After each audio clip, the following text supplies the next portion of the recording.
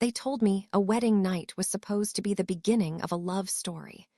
Mine began with the sound of my own bones deciding whether or not they would break.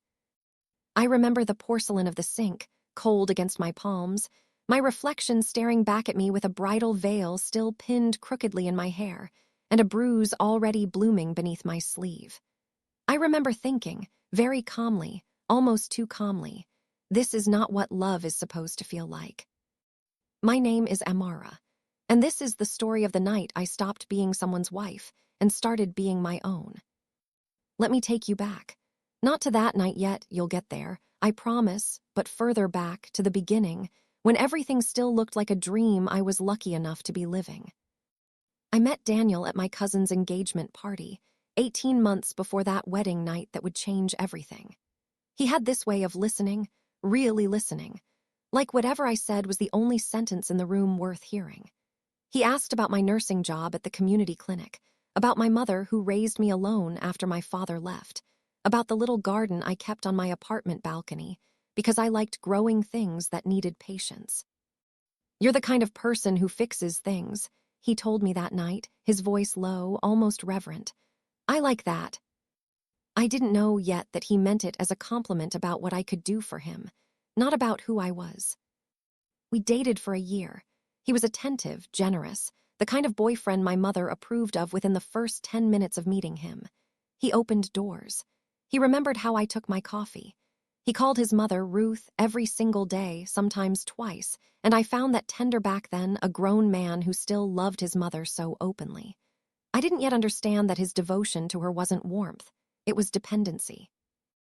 And dependency, when it curdles, turns into something that demands to be fed. Ruth never liked me. I felt it the very first time we shook hands, her grip loose, her eyes moving over me like she was pricing an item she had no intention of buying.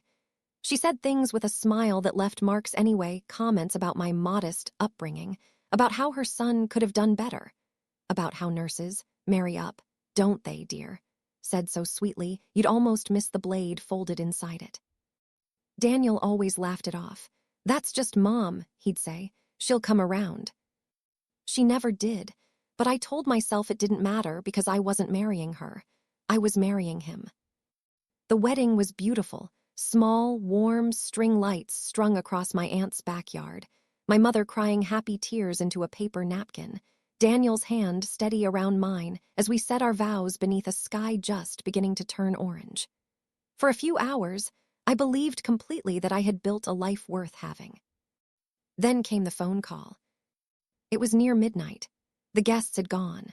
We were still in our wedding clothes, barefoot in the kitchen of the small house we'd rented for our first months together, laughing about something forgettable, something light, and then his phone rang, and I watched his whole face change. Mom, slow down, what's wrong? I couldn't hear her words, only the panic pouring out of the receiver in a high, cracking voice. Daniel's hand gripped the counter. His knuckles went white. She's not breathing right, he said to me, his voice already unraveling. She says her chest, she says it feels like something's crushing it. I didn't think. I am a nurse. Thinking wasn't the point, acting was. Get the car, I said. Now I'll call ahead to the ER. We broke every speed limit getting to Ruth's house. I remember the streetlights blurring past the window, my wedding dress still on beneath my coat because there'd been no time to change, my hands already running through emergency protocols in my head. When we got there, Ruth was slumped in her armchair, gray-faced, gasping, her lips faintly blue at the edges. I didn't hesitate. I checked her pulse, weak, irregular. I checked her breathing, shallow, labored. I recognized the signs immediately, the kind of thing you only recognize if you've spent years in an emergency room watching seconds decide whether someone lives or doesn't. She needs epinephrine, I said. This isn't just a panic attack, Daniel. This looks like anaphylaxis. Did she eat something, take a new medication? I don't know, just help her. There was no EpiPen in the house, so I did the only thing I could. I called the ambulance, and while we waited, I positioned her, I monitored her breathing, I kept talking to her in the calm, steady voice you learn to use when someone's life is trembling in your hands. Ruth, look at me, stay with me, help is coming, stay with me. When the paramedics arrived 12 minutes later, one of them looked at me and said quietly, "Good work. Whatever you did, it bought her time." Ruth survived that night. The doctors later confirmed it had been a severe allergic reaction, compounded by an undiagnosed heart condition. The kind of combination that, left unmanaged for even a few more minutes, could have taken her. I had saved my mother-in-law's life. On my wedding night, still in my dress, I had saved her life. I thought foolishly, hopefully, that this would be the moment everything changed between us. That Ruth would finally see me as something other than an intruder in her son's life. That Daniel would look at me with nothing but gratitude. We got home near 4 in the morning. Daniel hadn't said a word the whole drive back, his jaw tight, his eyes fixed somewhere past the windshield I couldn't reach. I assumed it was shock. I assumed it was fear for his mother, still settling in his chest like smoke after a fire. I was wrong.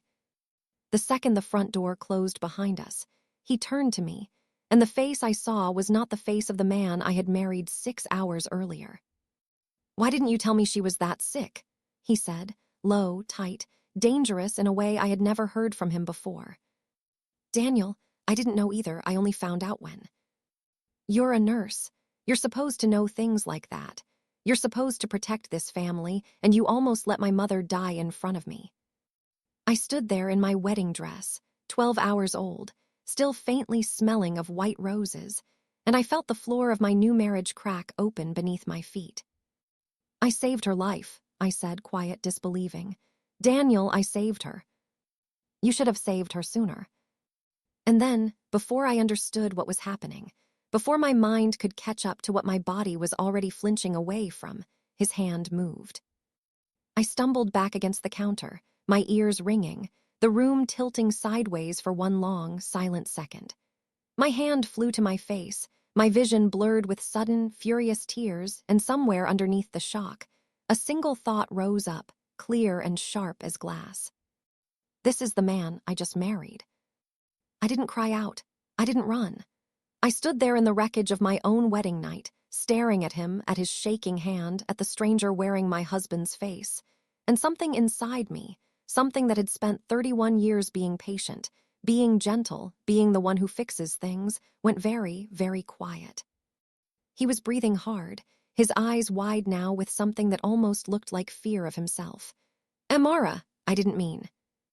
"Don't," I said. My voice didn't shake. That surprised me more than anything else that night. "Don't you dare." He stepped toward me, reaching, and every instinct I had, nurse, wife, daughter, woman, collided at once into a single motion. I don't remember deciding to move. I only remember the sound. A sharp, ugly crack, followed by his scream tearing through the silence of our new home, followed by him crumpling against the doorframe, cradling his hand against his chest. 2 of his fingers bent at an angle fingers were never meant to bend. And I stood over him in my wedding dress, breathing hard, my palms still burning from the force of it, staring down at the man I had promised to love until death, and I felt no fear at all. Only a terrible, dawning clarity. Because that was only the beginning of the night. What came after? What he said, what his mother said, what I discovered about the man I married before the sun even rose on our first day as husband and wife, that would break something in me far deeper than any bruise ever could. For a long moment, neither of us moved. The only sound in that kitchen was his ragged breathing and the faint hum of the refrigerator, indifferent to everything falling apart around it. Daniel looked up at me from the floor, cradling his hand, his face twisted somewhere between pain and disbelief.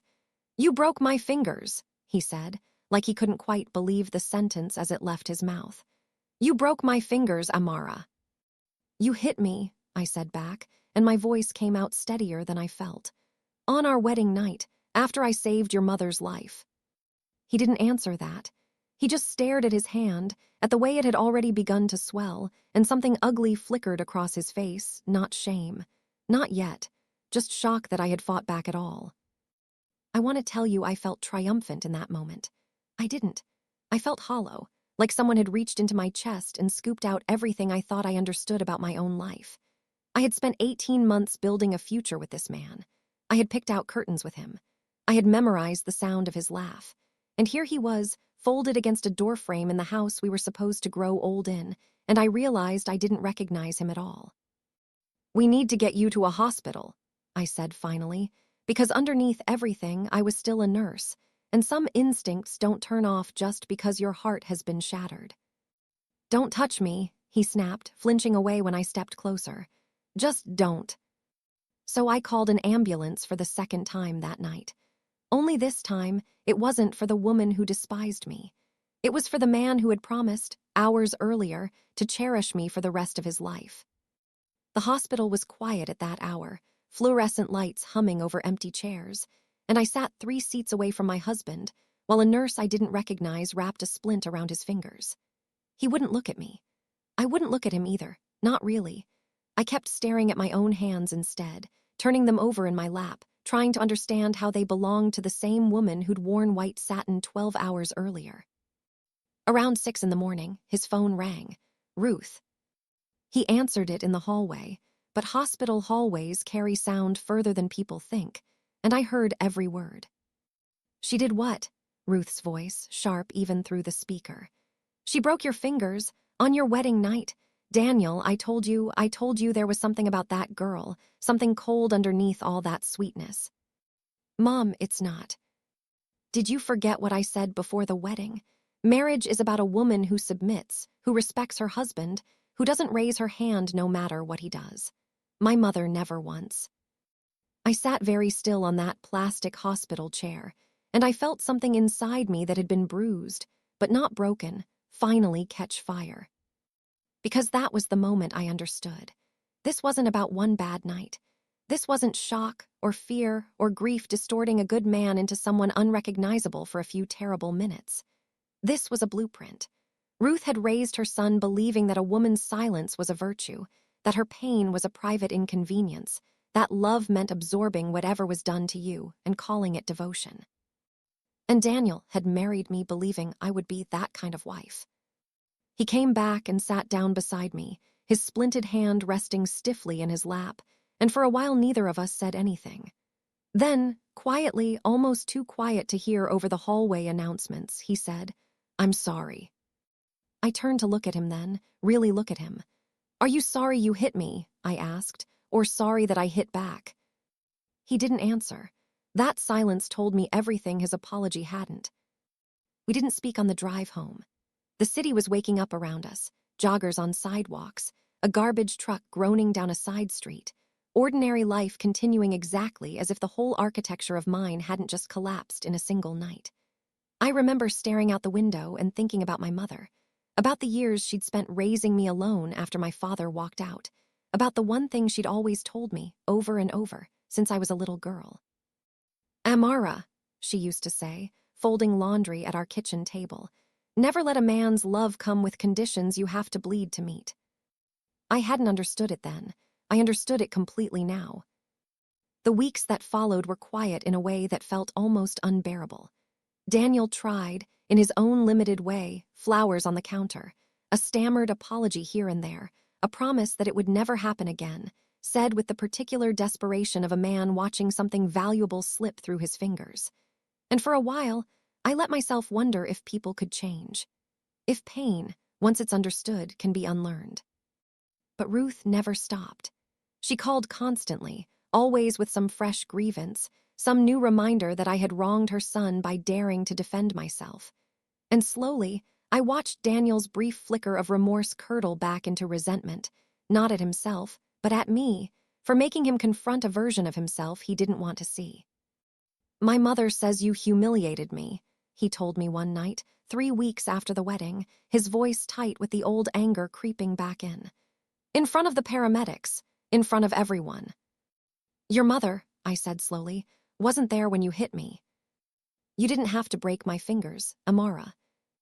And you didn't have to raise your hand to me on the one night I saved her life," I said. "But here we are." He didn't have an answer for that. He never did, not really. Just his mother's voice, borrowed and worn like an old coat, standing in for whatever reflection he refused to do on his own. I want to tell you I left immediately. That would make for a cleaner story. But the truth is messier than that, the way real life always is. I stayed for 2 more months, caught in that particular kind of grief where you're mourning a person who is still standing right in front of you, grieving the version of him I'd fallen in love with. The one who used to listen like I was the only voice in the room, even as I watched him disappear a little more each day beneath his mother's voice and his own wounded pride. What finally broke the spell wasn't another argument. It was something smaller, quieter, almost absurd in its simplicity. I was reading through my old nursing textbooks one evening, studying for a certification renewal, when Daniel walked past and glanced at the page open in my lap. A chapter on anaphylaxis, the very thing that had nearly taken his mother's life. "You know," he said, not unkindly, almost thoughtfully, "if you'd recognized the signs faster that night, none of this would have happened." I looked up at him. "Daniel, I recognized the signs in under 2 minutes. I kept her alive with nothing but my hands and my voice until the ambulance came. I saved her life on the happiest night of mine, still wearing my wedding dress, and the reward I got for it was your hand across my face." He opened his mouth, then closed it again, because there was nothing left inside that argument that could survive being said out loud. I moved out 3 days later. My mother helped me carry boxes down 2 flights of stairs, saying nothing, just squeezing my hand every time we passed each other on the landing. And somewhere around the 4th trip, I finally let myself cry, not for Daniel, not really, but for the 18 months I'd spent building a future with someone who had never once seen me as an equal. Only as something to be managed, corrected, kept quiet. The divorce took a little under a year. Ruth never spoke to me again, not even once, not even to sign the paperwork requiring witnesses in the same room. She simply stared through me like I was furniture. I let her. There are people you spend your whole life trying to win over, and then one day you realize the prize was never worth the war. Daniel called me, months later, on a night I could tell had been preceded by a few drinks. His voice was different, smaller, stripped of the anger that had lived in it for so long. "I've been seeing someone," he said. "A therapist. She says a lot of things about my mother, about how I grew up, about what I thought love was supposed to look like." "I'm glad," I told him, and I meant it strangely enough. "I hope it helps you." "Do you think," he asked, quiet, almost like a boy again, "we could have made it work, if that night had gone differently?" I thought about it, really thought about it, standing in the small apartment I'd built for myself since, filled with plants I'd grown from cuttings, a life that finally belonged entirely to me. "No," I said gently, "because that night didn't create who you were, Daniel. It only showed me who you already were. I just finally let myself see it." He didn't call again after that. I don't know if he needed to hear it, or if he simply ran out of reasons to ask. Sometimes, late at night, I still think about that kitchen, the wedding dress, the cold counter beneath my palms, the sound of 2 bones breaking beneath the weight of everything I'd been taught to swallow instead of speak. I used to think of it as the worst night of my life. I don't think that anymore. I think of it as the night I stopped fixing people who had no interest in being whole. The night I learned that love isn't measured by how much pain you're willing to absorb in silence. It's measured by whether the person across from you would ever, under any circumstance, choose to hurt you at all. I saved a woman's life that night, but somewhere in that same 12 hours, standing in the wreckage of my own wedding, I saved something far more fragile. Myself.